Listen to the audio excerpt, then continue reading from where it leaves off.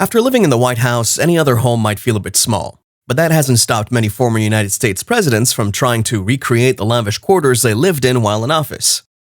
While many U.S. presidents returned to smaller, more modest homes after their presidencies, quite a few opted for properties that offered a bit more spectacle. Starting with George Washington's Mount Vernon estate and moving forward in history to Donald Trump's elaborate Mar-a-Lago mansion, there have been plenty of opulent residences owned by former presidents. Though both architectural style and interior design trends have changed between the 18th century and the 21st, it's still easy to pick out which of the former presidents' homes are the most elaborate. Thanks for watching the Luxury Lifestyle channel. If this is your first time around, hit that subscribe button and don't forget to turn on bell notifications. Here are some of the most lavish homes of former presidents. Number 1. George Washington. Unlike every other United States president, George Washington spent his time in office in a location other than the White House.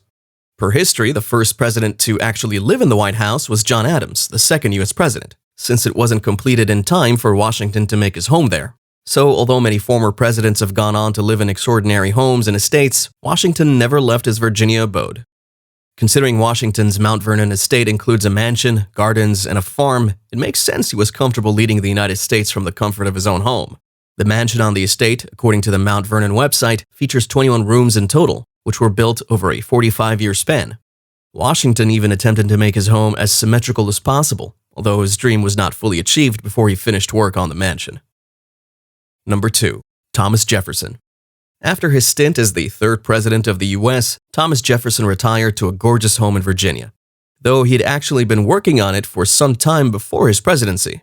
Jefferson's home, which he began working on in 1768, is named after the mountain on which it sits, Monticello. In fact, it was this very mountain where Jefferson played when he was younger, near his own father's plantation, Shadwell. Unfortunately, the final product of Jefferson's dreams wasn't completed by the time his wife, Martha Jefferson, passed away. He ended up renovating and added to the home for another 3 decades.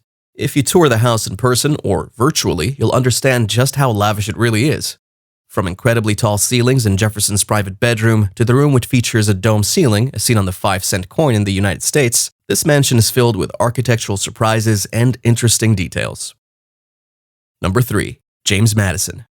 James Madison's home in Virginia, Montpelier, had actually been in the family prior to his birth. Beginning in 1723, 28 years before Madison was brought into the world, Montpelier was the location that the Madison family called home. And though Madison grew up at Montpelier, he spent a lot of his time away from home until 1797. That year, though, he and his wife ventured back and moved in with Madison's mother and father. Rather than sit back and enjoy the home as it was, Madison decided to add a northern wing to Montpelier, which was finished in 1801. He and his wife lived in this part of the house, which was separate from the rest, creating a bit of privacy for the couple.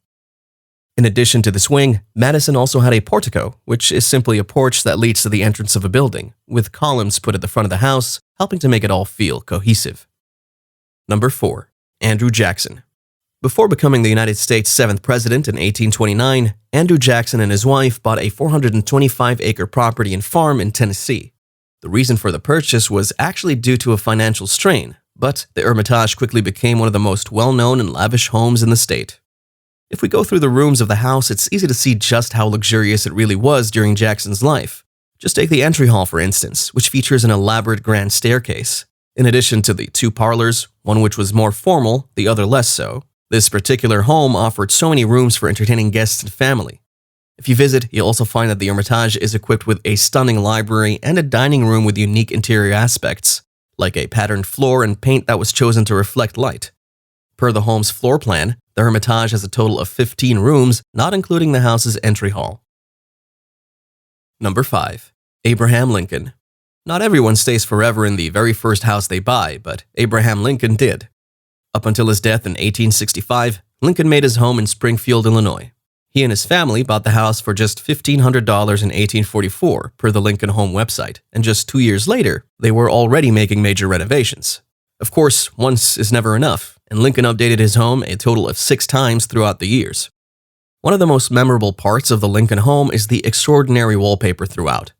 When renovating the home, there were only a few photographs and drawings on which to base the wallpaper from the original walls. But historians were able to reproduce what the house would have looked like when Lincoln and his family lived there. The home is also equipped with elaborate carpeting and luxe curtains throughout, giving us a clue as to the lavish nature of the Lincoln home. Number 6. Franklin D Roosevelt. Although the Hyde Park, New York home in which FDR resided was constructed in 1793, it had already gone through intense renovations by the time he was born in 1882. Before he became president, though, Roosevelt decided to renovate his childhood home again, this time by expanding it to make room for his family, as well as changing the style to help achieve his political goals. Per a virtual tour of the Roosevelt estate, we see that the exterior of the home features a neutral color scheme of white and brown, until we get to the window shutters, which are painted green. The entire home was constructed in the Dutch colonial style, which was chosen by FDR himself. If you take a peek inside the house, you'll find a huge library with 2 separate fireplaces and multiple bedrooms throughout. This home was clearly special to Roosevelt, as he was once quoted saying, "My heart has always been here, it always will be." Number 7. John F. Kennedy.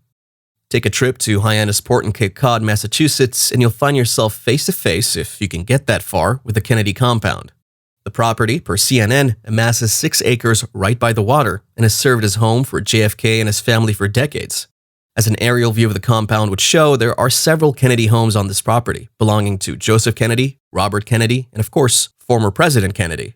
Even without a look inside the actual homes, it's pretty clear that these houses are unbelievably lavish, especially if you consider the size of the property. Number 8.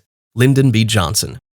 Per this video tour of the grounds, you'll be able to see the luscious oak trees that shade the property, the office in which Johnson worked while he wasn't at the official White House, and the spacious dining room that's ready to feed plenty of political leaders.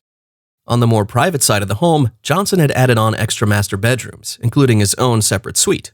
You'll even find that Johnson brought 3 TV sets into his home so he could keep up to date while not in Washington, D.C. Number 9. Richard Nixon.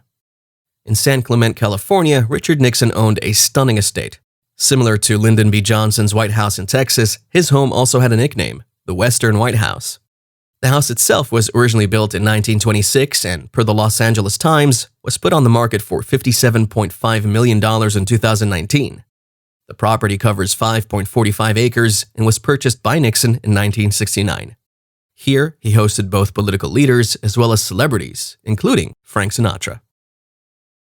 Number 10. Ronald Reagan. Like Richard Nixon, Ronald Reagan escaped to California after his presidency. Instead of San Clemente, though, Reagan retired to Bel Air in Los Angeles and made his home in a mansion now worth over $22 million as per Zillow. What's interesting about this living situation, though, is the fact that according to the Reagan Library, it was actually purchased for the Reagan family by several of his friends in 1986. The Reagan family was given the opportunity on a lease-to-own basis, and it was officially put in their names via a trust in 1989. Both Reagan and his wife lived there until their deaths. But that's it for today, folks. Thanks for watching the Luxury Lifestyle channel. If you enjoyed this video, hit the like button and don't forget to drop us a comment down below. And as always, we'll see you in the next video.